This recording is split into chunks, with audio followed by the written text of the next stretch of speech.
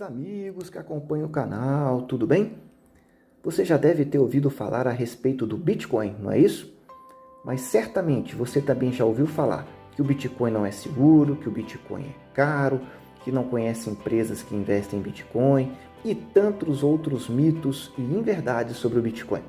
Se você já ouviu sobre isso e deseja se esclarecer melhor, eu te convido então para observar essas informações de uma maneira mais detalhada nesse vídeo.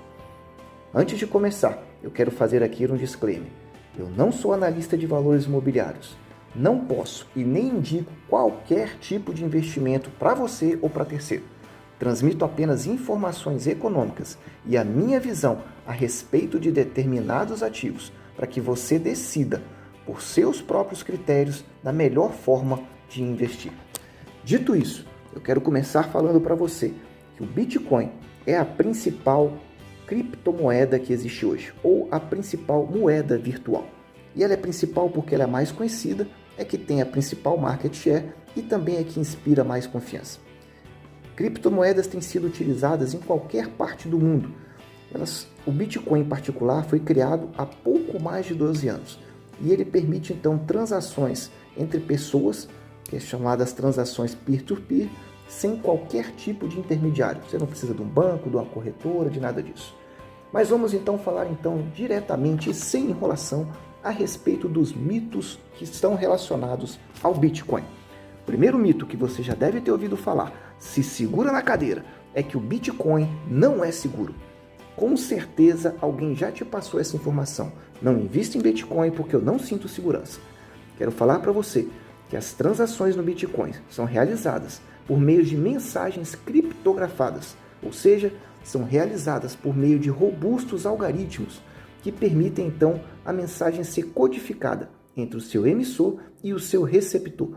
E a partir então dessas regras, essas mensagens jamais foram adulteradas ou violadas, ou seja, a criptografia do Bitcoin nunca foi violada. Uma vez que essas mensagens são criptografadas e depois que elas são validadas, elas são registradas então no livro contábil digital, o chamado blockchain. E como que esse processo é realizado? É realizado por qualquer pessoa que tenha um computador robusto, que permita então validar esses tipos de transações por meio de um código-fonte aberto. Esses usuários que validam essas transações, eles têm interesse em fazer isso, porque eles são remunerados por frações de Bitcoin. Então eu quero repetir para você, nunca foram violadas essas transações do Bitcoin. Mas certamente você já conhece alguém que tem conta em banco, que teve, por exemplo, cartão clonado, ou até mesmo você já deve ter ouvido dizer alguém que teve conta invadida. E a regra do Bitcoin é Be Your Bank, ou seja, seja você mesmo o seu próprio banco. Gerencie os seus valores e fique então livre para negociar o seu ativo. Então não se esqueça, Bitcoin é extremamente seguro. Segundo mito, se segura aí ainda, comprar Bitcoin é caro. Você já ouviu falar isso muitas vezes, assim como eu também ouvi falar. O Bitcoin hoje vale aproximadamente R$78 mil. Você deve estar pensando, é um valor muito caro. Eu não tenho esse valor para investir. Só que o que você não sabe é que você pode comprar uma pequeníssima fração do Bitcoin. Você pode comprar Bitcoin a partir de 8 casas decimais. Ou seja, você dividiria esse valor por 8 casas decimais. Como isso daria um valor de centavos, algumas corretoras, as chamadas exchanges, limitam então a compra de Bitcoin num valor mínimo de R$50. R$50 é um valor muito baixo. Para que você tenha uma noção, investimentos em renda fixa, por exemplo, no Tesouro Direto, são a partir de R$30. Além disso, você não paga nada para manter ou para guardar os seus Bitcoins. E há inúmeras carteiras digitais no mercado, gratuitamente. Diferentemente, quando você tem os seus recursos e coloca ele num banco, você geralmente paga ou uma taxa de manutenção de conta ou um pacote de serviço, que além da manutenção de conta te cobra, por exemplo, taxa de saque, te cobra, por exemplo, outras taxas. Além disso, se você tem conta em banco e você tem, por exemplo, um cartão, você também provavelmente paga anuidade. Então eu volto a repetir para você, o Bitcoin não é caro e os custos para mantê-lo são extremamente baratos, geralmente próximos de zero. Dessa forma, o Bitcoin é então inclusivo, Eu diria até que é totalmente inclusivo por meio desses valores que eu te passei. Terceiro mito, vai anotando aí, não perca as contas. O Bitcoin não tem lastro. Não invisto porque o Bitcoin não tem lastro. O que significa isso? Geralmente as pessoas que se apegam a esse tipo de informação são as pessoas que ainda estão lembrando da paridade do ouro com dólar. Porque hoje em dia nenhuma moeda fiduciária, nem ouro, nem dólar, nem real, nem ien, nem euro, nenhuma dessas moedas tem lastro mais. O lastro dessas moedas está se baseando na confiança que as pessoas têm no Banco Central, ou seja, na capacidade do Banco Central de não desvalorizar sua moeda ao longo do tempo. Só que eu quero chamar a sua atenção.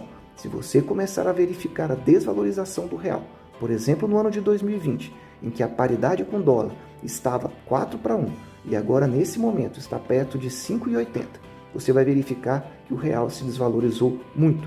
E se você abrir um pouco mais durante algumas décadas, desde o plano real, você vai lembrar que a paridade no início do plano real era de 1:1. E aí você vê então que essa suposta confiança no Banco Central já caiu por terra há muito tempo. Então, nenhuma moeda fiduciária tem mais lastro, ou seja, mais garantia. E o Bitcoin, a garantia é a confiança que as pessoas e instituições vêm tendo nessa moeda ao longo desses 12 anos. Quarto mito que eu quero que você saiba: Bitcoin não tem dono. Muitas pessoas não compram Bitcoin porque não sabem quem é o dono dele. E este é um dos pontos extremamente favoráveis ao Bitcoin.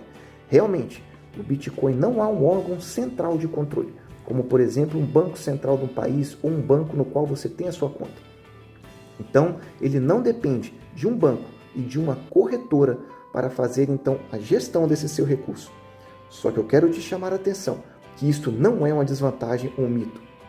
Isto é extremamente vantajoso, porque a partir disso você fica sabendo que não tem como ter de maneira alguma qualquer interferência estatal no seu recurso. Isso significa que muitas pessoas, por exemplo, na Argentina, compram Bitcoin porque sabem que o governo não tem como intervir, não tem como inflacionar esse tipo de moeda. E isto é extremamente importante, a liberdade que você tem para poder transacionar a sua moeda com outras pessoas e com outras instituições. Então, o fato de não ter dono é um ponto extremamente favorável. Quinto mito sobre o Bitcoin, vai anotando aí, não perca as contas. Bitcoin se desvaloriza muito. Eu tenho muito receio de comprar porque o Bitcoin ao longo do tempo perde muito seu valor. Para você que tem essa informação, eu quero te dizer que no ano de 2020, só de janeiro até o último dia de outubro, Bitcoin já valorizou mais de 160% em reais. Exatamente, anote aí, mais de 160%. Muito provavelmente nenhuma aplicação que você tenha rendeu esse valor todo. E olha que nós tivemos aí, no mês de março, uma queda repentina do Bitcoin no meio da crise da pandemia. E mesmo assim, a recuperação dele foi extremamente rápida. Mas para falar de valorização do Bitcoin, você tem que entender por que ele tem crescido no tempo. Primeiro, que ele é um ativo escasso, ou seja, a lei da oferta e da procura. Atualmente são produzidos 900 bitcoins por dia, mas o máximo que o mundo vai ter de bitcoins são 21 milhões de bitcoins. E essa produção, a cada 4 anos, ela vai sendo reduzida, de maneira que se valoriza ainda mais esse ativo. E além disso, quanto mais os bancos centrais emitem moeda, mais o Bitcoin se valoriza. Porque quando as moedas são emitidas, elas vão perdendo valor no tempo, vão se desvalorizando. E o Bitcoin, como não pode ser inflacionário, ele ganha valor no tempo. Penúltimo mito que eu quero que caia por terra nessa mensagem de hoje. Grandes empresas não compram Bitcoin. Não conheço nenhuma grande empresa que comprou Bitcoin.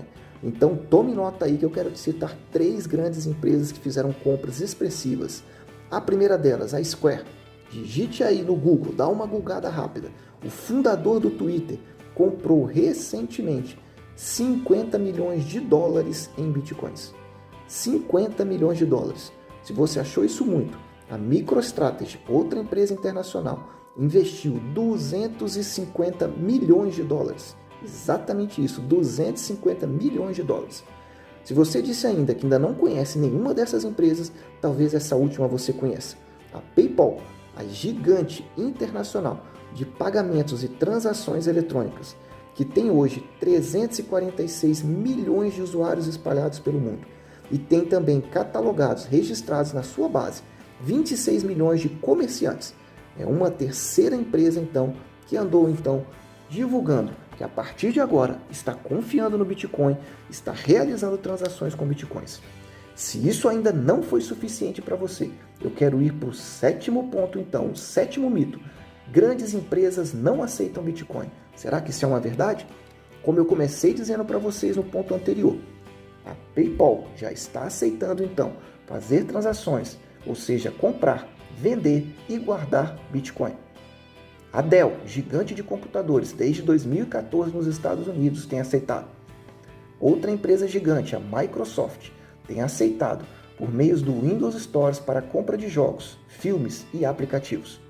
Outra gigante também americana, a Amazon, fez uma parceria para aceitar também bitcoins nos pagamentos. Se você acha que é só empresa de tecnologia, quero dizer para você que você está enganado. Calvin Klein fez uma parceria com uma exchange, que é uma corretora de bitcoins, que foi a Foxbit, para também aceitar bitcoins. Nos Estados Unidos temos também a Subway, uma rede de fast food que começou a aceitar.